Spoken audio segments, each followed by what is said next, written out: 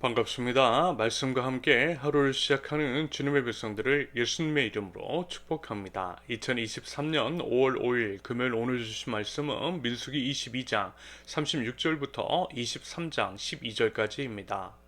발락은 발람이 온다함을 듣고 모압 변경의 끝 아르논가에 있는 성문까지 가서 그를 영접하고 발락은 발람에게 이르되 내가 특별히 사람을 보내어 그대를 부르지 아니하였느냐?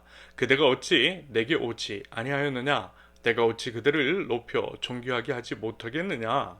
발람이 발락에게 이르되 내가 오기는 하였으나 무엇을 말할 능력이 있으리이까? 하나님이 내 입에 주시는 말씀 그것을 말할 뿐이니이다. 발람이 발락과 동행하여 기럇 후손에 이르러서는 발락이 소와 양을 잡아 발람과 그와 함께한 고관들을 대접하였더라. 아침에 발락이 발람과 함께하고 그를 인도하여 바알의 산당에 오르매 발람이 거기서 이스라엘 백성의 진 끝까지 보니라. 발람이 발락에게 이르되 나를 위하여 여기 제단 7을 쌓고 거기 수송아지 7마리와 수장 7마리를 준비하소서 하매 발락이 발람의 말대로 준비한 후에 발락과 발람이 제단에 수송아지와 수양을 드리니라. 발람이 발락에게 이르되 당신의 번제물 곁에 서소서 나는 저리로 가리이다. 여호와께서 혹시 오셔서 나를 만나시리니 그가 내게 지시하시는 것은 다 당신에게 알리리이다 하고 언덕길로 가니 하나님이 발람에게 임하시는지라. 발람이 아뢰되 내가 7제단을 쌓고 각 제단에 수송아지와 수장을 드렸나이다. 여호와께서 발람의 입에 말씀을 주시며 이르시되 발락에게 돌아가서 이렇게 말할지니라. 그가 발락에게로 돌아간즉 발락과 모압의 모든 고관이 번제물 곁에 함께 섰더라. 발람이 예언을 전하며 말하되 발락이 나를 아람에서 모압 왕이 동쪽 산에서 데려다가 이르기를 와서 나를 위하여 야곱을 저주하라 와서 이스라엘을 꾸짖으라 하도다. 하나님이 저주하지 않으신 자를 내가 어찌 저주하며 여호와께서 꾸짖지 않으신 자를 내가 어찌 꾸짖으랴. 내가 바위 위에서 그들을 보며 작은 산에서 그들을 바라보니 이 백성은 홀로 살 것이라. 그를 여러 민족 중에 하나로 여기지 않으리로다. 야곱의 티끌을 누가 능히 세며 이스라엘 4분의 1을 누가 능히 셀고 나는 의인의 죽음을 죽기 원하며 나의 종말이 그와 같기를 바라노라 하매 발락이 발람에게 이르되 그대가 어찌 내게 이같이 행하느냐 나의 원수를 저주하라고 그들을 데려왔거늘 그대가 오히려 축복하였도다. 발람이 대답하여 이르되 여호와께서 내 입에 주신 말씀을 내가 어찌 말하지 아니할 수 있으리까. 아멘. 하나님의 엄중한 경고를 받고 드디어 발락에게 도착한 발람. 여러분 이제 죽임당할 뻔한 일을 당했으면서 계속 고집을 피울 수는 없는 것이겠죠. 어제 이제 새벽에 말씀을 나누었던 것처럼 죽음에 대한 직접적인 경고를 들었음에도 불구하고 하나님의 뜻을 어긴다면 발람은 정말 죽임을 당하게 될 것입니다. 아무튼 발람은 이제야 정신을 차린 듯, 물론 이제 속마음은 어떤지 모르겠지만 아무튼 하나님께서 원하시는 대로 따라 행하는 장면이 계속해서 펼쳐지는데요. 모압 왕 십볼의 아들 발락은 발람에게 어떤 일이 벌어졌으며 발람이 자신의 뜻대로 행하지 않을 것이라는 점을 모른 채 쉽게 얘기하면 버선발로 나와서 발람을 맞이하고 있습니다. 36절에서 발람이 온다라고 하는 말을 듣고 모압 변경의 끝 왕궁이 아니라 나라 끝에까지 가서 발람을 맞이했다라고 하는 표현이 결국 그 얘기인 겁니다.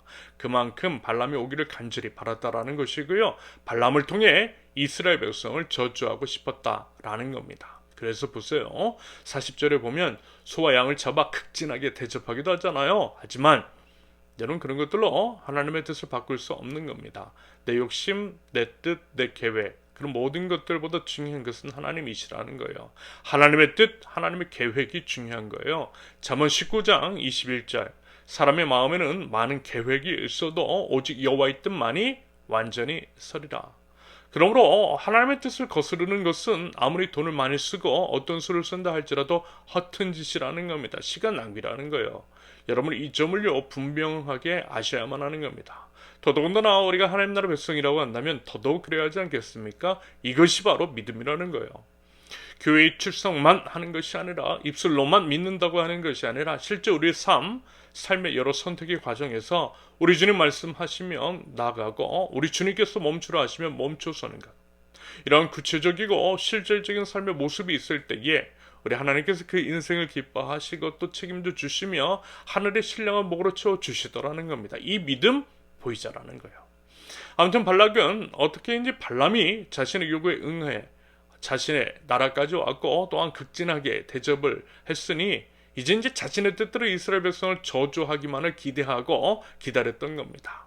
그런데 물론 이제 발락이 이상한 낌새를 눈치채지는 못했겠지만 발람은 발락에게 분명히 이렇게 이야기를 하고 있죠. 제단을 세우고 입을 열기 전에 31절을 보면 여호와께서 혹시 오셔서 나를 만나시리니 그가 내게 지시하시는 것은 다 당신에게 알리리다.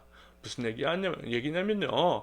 발락 당신이 원하는 것은 잘 알겠지만 이렇게 이제 제단을 쌓고 제물을 드릴 때 혹시라도 하나님이 오시고 나를 만나 주시고 뭔가를 나에게 지시해 주시면 그것을 말해 줄 거예요. 그것만 말해 줄게요 라고 그런 겁니다. 발락이 바람대로 얘기하지 않을 수도 있다라고 하는 암시를 준 거예요. 발람은 발락의 바람처럼 이스라엘을 저주하겠다라고 말하지 않았다라는 겁니다. 대신 하나님의 음성과 지시를 기다리겠다라는 것이고요. 그것을 전달할 뿐이라고 이야기했던 겁니다. 여러분 느껴지시죠? 발람의 하나님에 대한 경외, 앞서 말씀을 드렸던 것처럼 죽을 위기를 경험하니 이제야 정신을 차린 것 같습니다. 그래도 사실 좀 어리석은 거죠. 솔직히 우리도 이런 부분들이 많은데요. 일이 생기고 나서가 아니라 일이 생기기 전에 혼나기 전에 징계받기 전에 정신 똑바로 차리면 얼마나 좋겠느냐라는 겁니다. 애초부터 하나님의 말씀을 들었어야죠.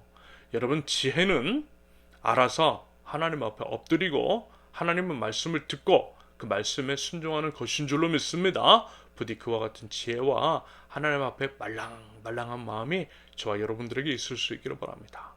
아무튼 발람은 하나님으로부터 그 음성을 듣고 들은 음성 그대로 발락에게 이야기를 해요. 그 장면이 4절부터 이어지는데요. 한마디로 그 내용은 11절에서 발락이 불평했던 것처럼 발람은 이스라엘에 대한 저주가 아니라 축복이었습니다. 정말 제대로 정신을 차린 발람이었던 거예요. 그러면서 이 장면에서 우리는 불평하는 발락에 대한 발람의 답변을 기억할 필요가 있다라고 봅니다. 12절을 보면 여호와께서 내 입에 주신 말씀을 내가 어찌 말하지 아니할 수 있으리까.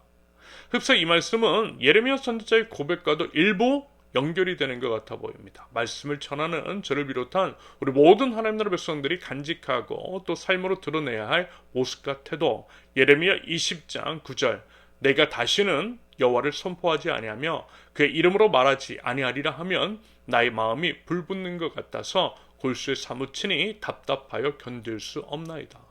하나님의 뜻대로 전해야 한다라는 거예요. 하나님의 말씀이 온전히 우리를 통해서 선포되어야 한다라는 겁니다. 그것이 생명의 길, 모두가 살 수 있는 길이라는 거예요. 글쎄요, 말씀을 전하는 자로서 저는 이런 게 있었던 것 같습니다. 물론 조심스럽긴 한데요. 제가 이제 가끔 일반 기성교회 시각으로 보면 조금은 위험한 발언 같은 것들을 하잖아요. 나름 이제 목회적 양심을 걸고 말씀을 드렸던 것입니다. 성경에 이렇게 써 있는데 분명 하나님의 뜻이 이러한데 타협할 수는 없겠더라고요. 타협을 하고 비위를 맞추면 물론 편하죠. 고생도 안 하죠. 비방과 모함 같은 것도 안 당하겠죠. 그런데 틀린 것을 맞는다라고 맞는 것을 틀리다라고 말할 수는 없는 법입니다. 저 하나 욕심 챙기겠다고 하나님이 축복하라고 하셨는데 저주할 수는 없는 법이라는 거예요.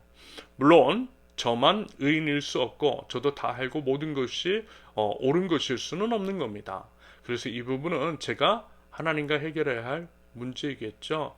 하나님과의 관계에 있어서 이 부분은 두렵고 떨리는 마음으로 제가 책임지면 되는 부분입니다. 저와 이제 다른 것들을 이야기하는 분들 역시 그분들이 하나님과 정산하시면 되는 거예요. 서로 그리고 각자가 두렵고 떨리는 마음으로 하나님의 뜻을 전하면 되는 것이고요. 그것이 정말 하나님의 뜻이었냐 하는 것은 최후 심판대 앞에서 드러나게 될 것입니다. 그리고 말씀 전하는 책임은 훨씬 크다라고 하는 것을 기억해야만 할 것. 특히 광장에서 마이크를 잡고 수많은 사람들을 선동하는 자들은 이 부분을 꼭 기억해야만 할 것입니다. 마지막으로 여러분, 저처럼요 목사가 아닌 분들에게 또 꼭 당부를 드리고 싶은 것은 돈에, 권력에, 기타 여러 세속적인 욕망 때문에 하나님 팔지 마세요. 하나님의 뜻을 거스르지 마세요. 제발 불의와 타협하지 마세요. 우리가 믿는다라고 하면서 타협하면 우리를 지켜보고 있는 세상 사람들은 더욱 하나님을 거스르게 될 것입니다. 그렇다라고 한다면 우리의 책임은 더 클 것입니다. 오직 주님께 복종하고 주님의 뜻을 이루는 것, 이것이 참 지혜요 생명인 줄로 믿습니다. 부디 그 믿음의 삶의 몸부림이 있는 저와 여러분들이 되실 수 있기를 예수님의 이름으로 축원합니다. 함께 기도합니다. 하나님 앞에 엎드립니다. 예수님께서 오르셨던 십자가 위로 하나님 저희도 올라갑니다. 저희 생각과 욕망과 계획과 모든 것들을 십자가 위에 못 박습니다. 하나님 저희는요 이미 죽었음을 선포합니다. 대신 오직 예수 그리스도로만 살고 예수님께서 제 안에 사시도록 저희 모든 것들을 내어드릴 줄 아는 믿음을 하나님 저희에게 허락하여 주시옵소서. 하나님의 법은 생명의 법인 줄로 믿습니다. 하나님의 법을 따라 살 때에 저희가 살고 이웃이 살고 모두가 살게 되는 줄로 믿습니다. 하나님 그 믿음 가지고 주님의 법을 따르는 저희 되게 하시며 철저히 주님께 순종하며 나아가는 하나님 나라 백성들 될 수 있도록 하나님 저희 마음과 생각을 주관하여 주시옵소서. 하나님의 뜻이라고 한다면 가감없이 전하고 행할 줄 아는 믿음과 용기를 허락하여 주시옵소서. 예수님의 이름으로 기도합니다. 아멘.